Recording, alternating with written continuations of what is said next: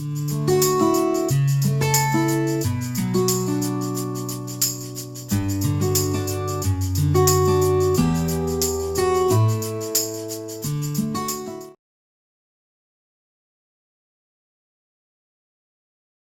morning, my dear students. I am Dr. T.J.V. Subramanian Rao, Professor, ECE Department of Sasi Institute of Technology and Engineering, Tadepalligudem. I am going to deal one of the basic core subject in ECE, that is signals and systems, which will come under second year level. So before going to the actual subject, let us see the origin of signal processing. The signals and systems came from the engineering mathematics. So one important classification of signals that we are going to deal in the further videos is deterministic and random signals. If the signal is deterministic, it is defined exactly with equations. That is certainly defined. So if the signal is deterministic, then it comes under signals and systems, where all the signals that we are going to deal in our subject are deterministic signals, which are certainly defined with mathematical equations. Okay, in signals and systems is continued, and if it is dedicated only for digital signals, then in the third year level we are going to study one more subject, that is digital signal processing. And in continuation with this, specifically if it is for image, that is called digital image processing. Another category of signals which is random signals, where the signals are in probabilistic nature. We don't have a specific certain equation to define. Then the subject comes under engineering mathematics is probability theory and stochastic process. So this subject also you are going to study in the second year level itself. Today I confine myself to the signals and systems, where the signals are deterministic signals. Yeah, here I am going to prefer some of the textbooks based on the level of the student. So we call it, the first one is Signals and Systems by Oppenheim, which is the Bible of Signals and Systems. Another book that I am going to suggest is Signal Systems and Communication by B.P. Lathi. It is generally preferred for some of the topics. Which is for analogy of signals and systems, analogy of signals with vectors. For some of the topics, we can mainly prefer this B.P. Lathi textbook. Another textbook is Signals and Systems by Simon Hackin, and one more book is Signals and Systems by A. Anand Kumar. This is easy language, easy to understand. More solved problems are given in this textbook. If you feel difficult some of the topics, you can directly go through this textbook. Yeah. Coming to the course objectives, here out of the 5 units, first we are going to study various signals and systems. Next we are going for frequency domain characteristics of signals. The second and the last also comes under the frequency domain representation of signals, where we are going to deal Fourier series and Fourier transform in the second objective, and the Laplace transform and the jet transform in the fifth objective. The third objective is understand the LTI characteristics of systems. We deal signals and systems in detail in the first one. It is extended to a practical system in the third objective. Fourth objective is introduce the concept of sampling process. It is a separate topic where we are going to convert continuous time signal into discrete time signal. So these are the 5 outcomes related to the 5 modules in the course. The first one is differentiate various classification of signals and systems. Here we are going to justify what is a signal, what is a system, what is the signal processing, and what are the basic or elementary signals, and the classification of signals and the classification of systems. These topics are going to be covered under the first course outcome. We are going to study this under the BTL level, understand. So the second one is already I mentioned in the previous slide. The second course outcome and the fifth course outcomes are related to the frequency domain representation of signals. In the second course outcomes, we are going to construct the frequency domain representation of signals using Fourier concepts. Here we are going to study Fourier series and Fourier transform. Fourier series is for periodic signals, Fourier transform is for non-periodic signals or finite energy signals. And in continuation with that, the complex version of these transforms, complex Fourier transforms, are going to be discussed in the fifth course outcomes, where we are going to study Laplace transform and jet transform. Laplace transform is the complex Fourier transform in continuous case, and the jet transform is the complex Fourier transform in discrete case. That we are going to study in the fifth course outcome. And coming to the third course outcome, the systems what we have studied in the first course outcome are extended for a practical system. The practical system is called as a LTI system. LTI means linear and time invariant system. All these details and also extension of LTI systems, some operations on the systems like convolution and correlation are going to be discussed in the third course outcome. Next, in the fourth course outcome, interpret the sampling process and various types of sampling process. Already I mentioned you, sampling is a process of converting continuous time signal into discrete time signal. It is very practical and a basic concept in the communication field. And there are different types of sampling process that we are going to discuss at the level of BTL level to understand. So here we are going to implement outcome-based education, where we are going to map these five course outcomes to the program outcomes, which is, there are 11 program outcomes. Let us try to map these course outcomes to the program outcomes. So first, all the course outcomes CO1 to CO5 are directly mapped to the PO1, program outcome 1, that is engineering knowledge. Almost in all the modules, we are going to discuss some of the engineering modules at different levels. Next, PO2, so problem analysis. CO1, CO2 and CO5 are going to be dealt under problem analysis program outcome. So we are going to analyze some of the topics by solving some of the problems. And PO5, modern tools usage, we can apply it to all the units, all the program course outcomes, CO1 to CO5. Wherever required, some of the topics in all the course outcomes can be dealt using the MATLAB software. So last one, CO4 especially, where we are going to deal sampling theorem and various types of sampling process, comes under the PO6, that is the engineer and the world, because it is one of the basic concepts for dealing the communication specialization under ECE. And we are going to use some of the innovative teaching methodologies. There are several innovative teaching methodologies. I am mentioning only few. That is video synthesis. We can play some of the videos for better understanding of some of the concepts, especially Fourier series and animation. Fourier series concept can be easily understood by using an animation. Beautiful animations are available in the internet. We can use it. And almost all the units we deal under problem-based learning. Every concept after learning, we are going to do some of the problems for better understanding, and we can conduct some quizzes for some of the topics. And program-based learning, if some of the topics are discussed under modern tools usage, that comes under program-based learning. And the last one is flipped classes. It is also one of the important innovative teaching methodologies, where well in advance the faculty will mention a topic. Students are going to prepare by seeing some of the videos or materials, whatever it may be. On the next day, in the class, there is a valuable discussion among the students and also the faculty. Faculty may pose one question, students have a discussion on that, and they raise their points. Finally, the faculty is going to conclude. It is a beautiful activity for easy understanding of the topics. All these innovative teaching methodologies has to be included in every engineering subject. Yeah, let us come to the first topic. What is our first goal is, we need to justify what is a signal, what is a system, and what is a signal processing. In the first three slides, I am going to justify that. Signal is a physical quantity that varies with respect to one or more independent variables. Suppose if you take a signal S1 of t equal to 5 into t. Here t is an independent variable, and where S1 is a dependent variable which depends on t, and there is a relation between these two. Similarly here, relation may be changed, but one variable t, that is independent variable, and here this one is dependent variable. Okay, we can take several examples.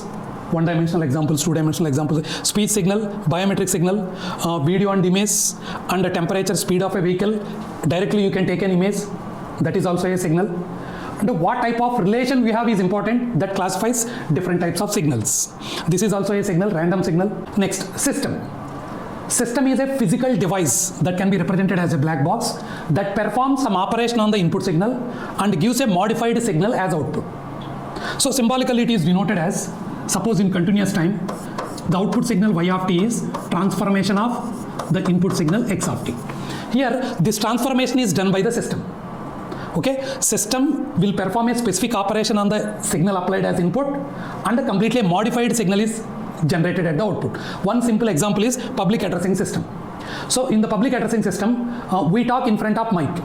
My voice may be less in amplitude at this level.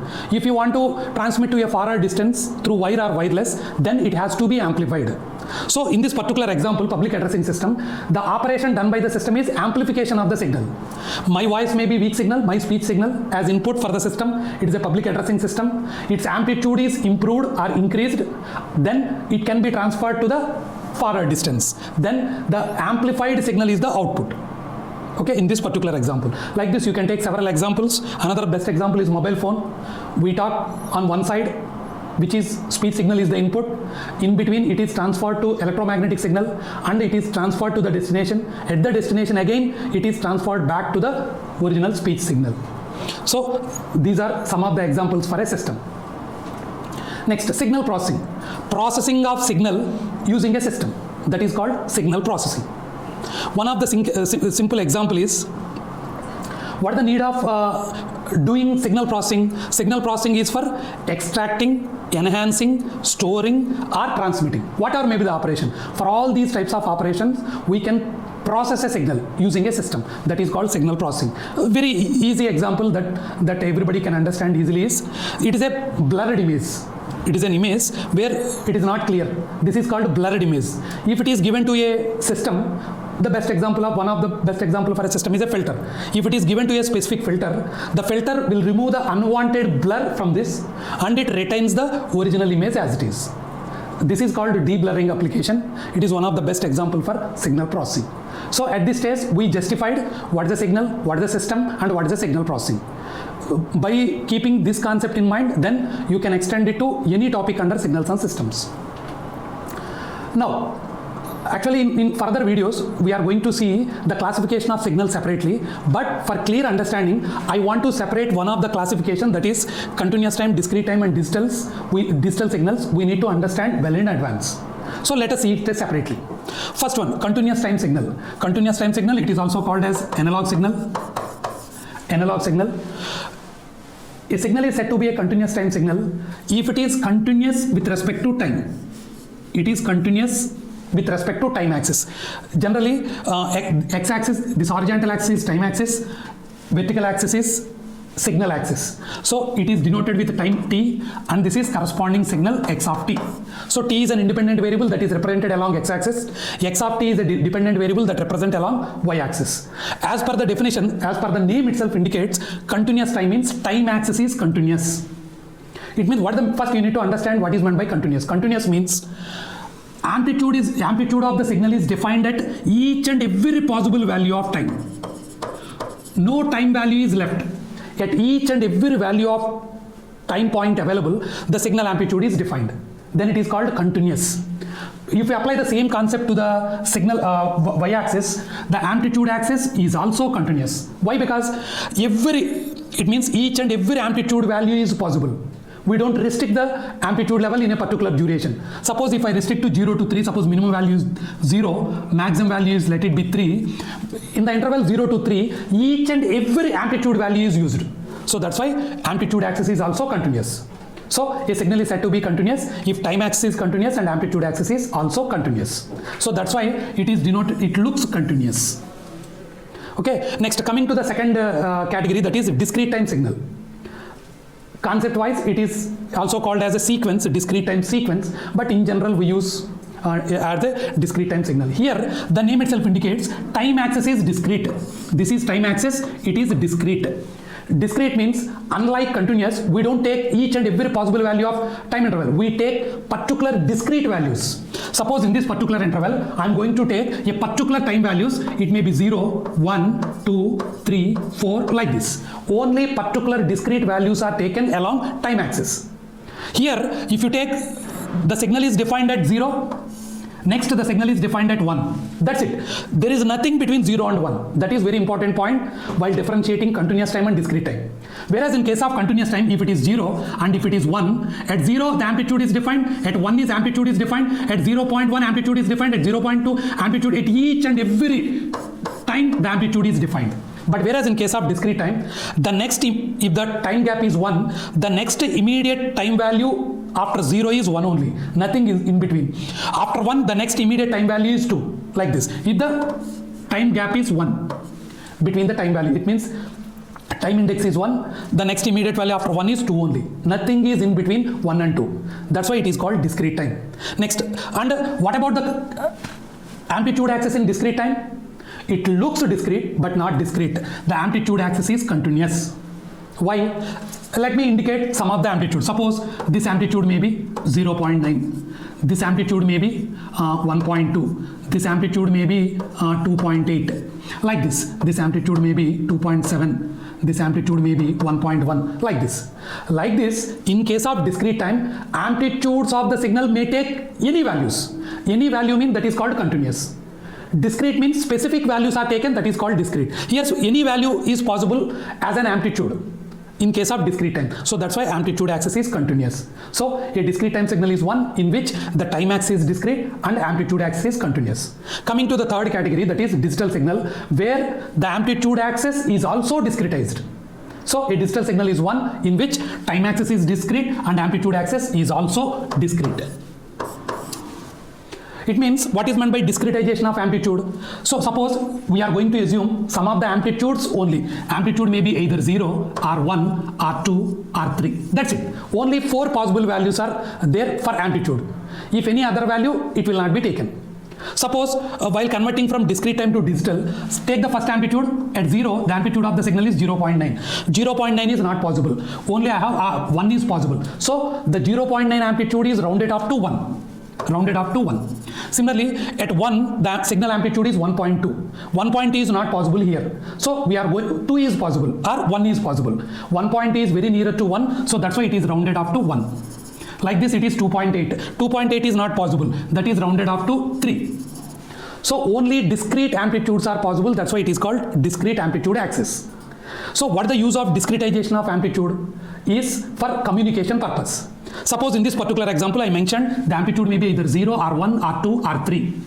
If you want to transmit this information to a far distance through communication channel, later these 4 amplitudes can be represented with a 2-bit binary. 4 amplitudes, that is 00, 01, 10, 11. Then this binary information is transferred through the channel, then the signal is transferred. So it is a complete process. It is a complete process. The process of converting continuous time signal to discrete time signal is called sampling. The process of converting discrete time signal to digital is called quantization. The quantized amplitudes are then coded for communication purpose. So sampling, quantization and coding completely gives a communication system. Is a communication system. Here some of the points are there. In the quantization process we are rounding up. You may have a doubt. We are rounding, so these are not the correct values. That rounding error is called quantization error. Even though that quantization error is there, it is a negligible effect. Still with the digital communication or with the digital transmission there are several advantages. So even though there is a quantization error, the digital communication process has a lot of advantages. In further communication subjects, you are going to study these in details. So this is the completion of the first module. Thank you.